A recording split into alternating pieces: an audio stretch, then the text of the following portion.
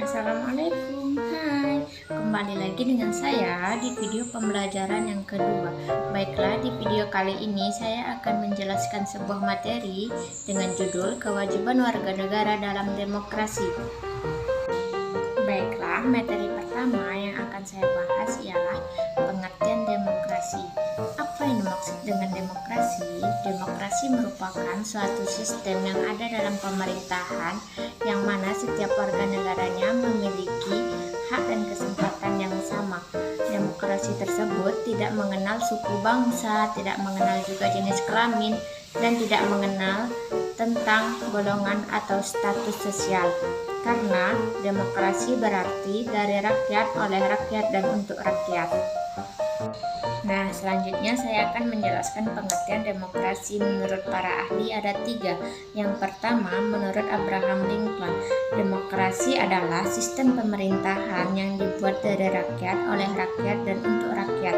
Yang kedua, menurut Charles Costello, demokrasi yaitu sistem sosial serta politik pemerintahan diri dengan kekuasaan pemerintahan yang dibatasi oleh hukum serta kebiasaan untuk melindungi setiap hak perorangan warga negara. Yang ketiga, menurut Hans Kelsen, demokrasi adalah pemerintahan yang dilakukan oleh rakyat dan untuk rakyat. Selanjutnya, saya akan menjelaskan pengertian kewajiban. Apa yang dimaksud dengan kewajiban itu? Kewajiban adalah satu hal yang wajib kita lakukan demi mendapatkan hak dan wewenang kita.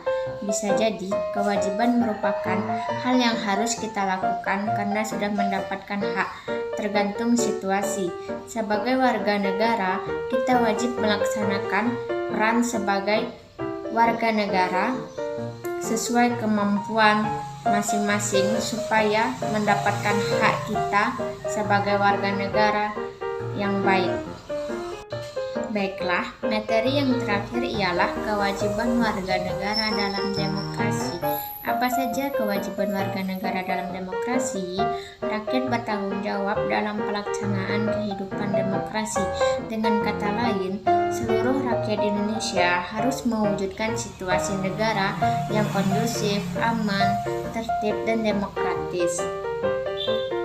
Adapun kewajiban warga negara dalam demokrasi antara lain yang pertama, melaksanakan hak pilihnya secara bebas dan bertanggung jawab. Yang kedua, menjaga keamanan dan ketertiban dalam pelaksanaan pemilu.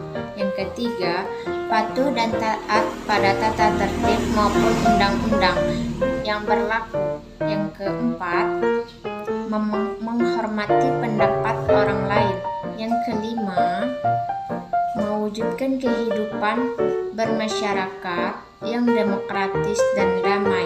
Yang keenam, memaklumi dan menerima segala bentuk perbedaan. Yang ketujuh, memahami, menyadari, dan menerima persamaan kedudukan, harkat, dan martabat manusia. Yang kedelapan, mengembangkan sikap, toleransi, dan tenggang rasa terhadap sesama manusia. Baiklah, sekian penjelasan materi dari saya. Lebih dan kurangnya saya mohon maaf. Saya akhiri.